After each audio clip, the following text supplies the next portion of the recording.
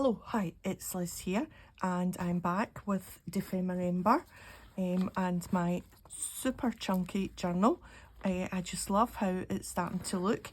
It's going to look really cool, all fanned out on the bookshelf, or it's not really a bookshelf, on the top of my cubes. And yeah, and it's, yeah, I love it, absolutely love it. So I'm going to do not a twofer, not a threefer. I'm going to jump to doing 5.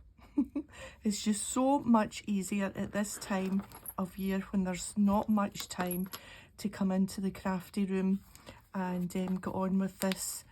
To do one at a time and do it while you're videoing just takes so much longer than just doing your thing and then showing you. So I hope you can forgive that it's not tutorials, but I will talk through what I've done. That's just my little bookmark, the rusty bookmark. So number, let me think what number we are at here. This is 18. Handmade stencil notepad. So my handmade stencil is this. This was from my card making days, and this was full of little pop out sentiments with like happy birthday printed on them and whatnot, and for some reason I used them all and kept this, because even then, all those years ago, we didn't throw anything out, and lo and behold, it popped into my head and I thought I'm going to use that. So I'll just put my bookmark over there. So underneath my little booklet you can see that I've stenciled under there, and I've also added a little bit on the little booklet. So stenciled using these little chalk inks, and that means you don't need to use like a brush or a bit of foam or anything. You can just stencil, and it's quite good that they're pointy. You can get right into the corners. So these are Versa Magic chalk inks. I've had them a long time and they've lasted well. Yeah, so that's my handmade stencil, and the notepad is a little concertina notepad that I've just decorated the front, a stamped notebook, and turn the page, and it just opens out like that. Wait, and I'll show you. So you've got a few bits of writing space on there.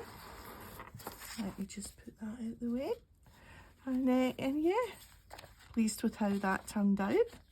Always like a concertina. It's got a little twine just on the back there just to tie it up. The pages are from this little set that I got from my Your Creative Studio box. It came in a monthly box, so I'm putting them to good use, making that little booklet, and a little bit of sari silk ribbon down the side there, just to add a little bit to the back of the page, and a little bit of pages and some washi down the back there, just to give the back a little bit more interest. So let's move on.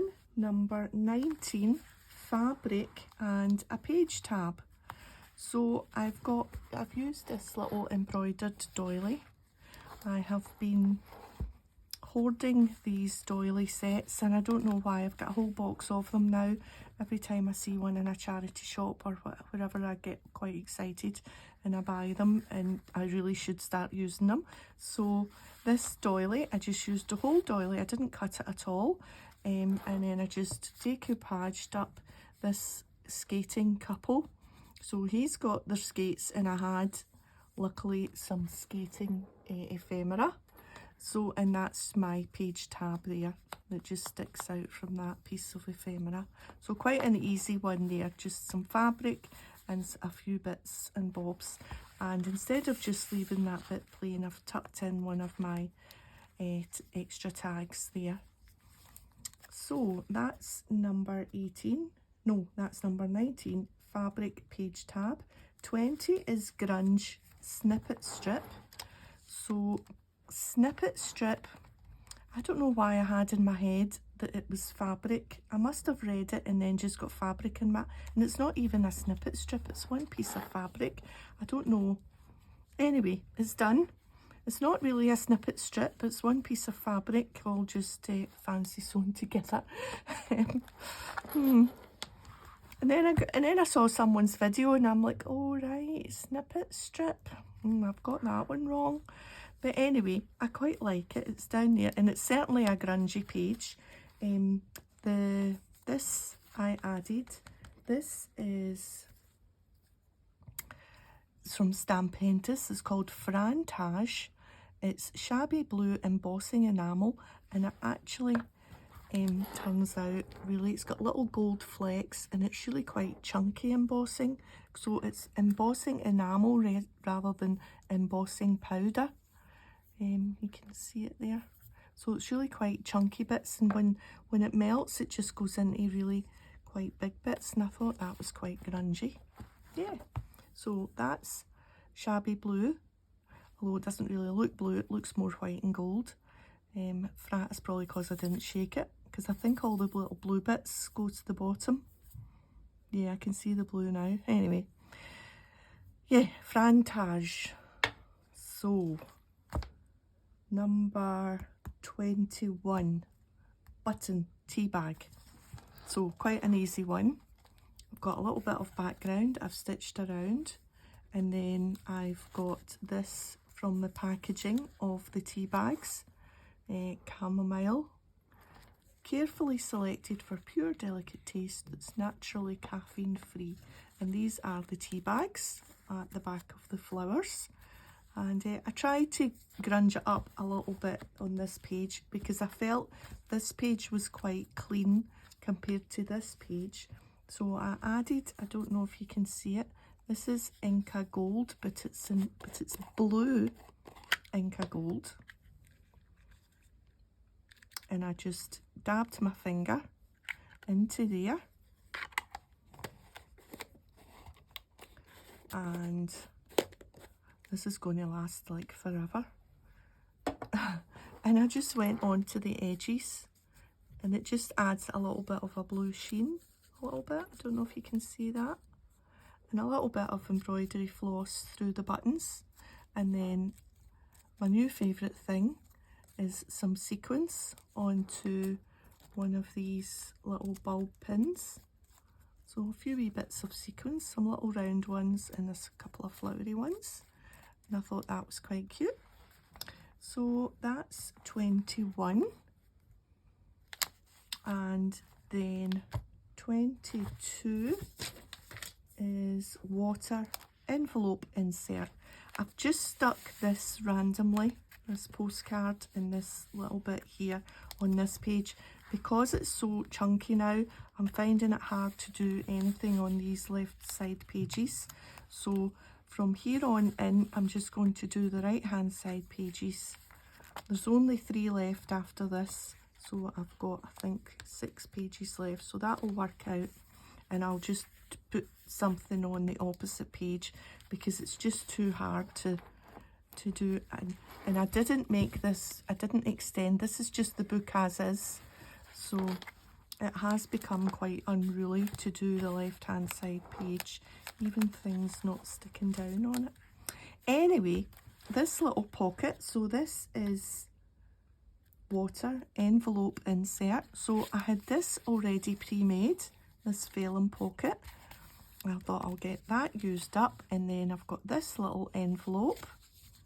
Look inside, and for my water, I took the easy route and I watercoloured and fussy cut. I stamped, watercoloured these 3 little flowers. So that's my water, because I wasn't going to faff about with water.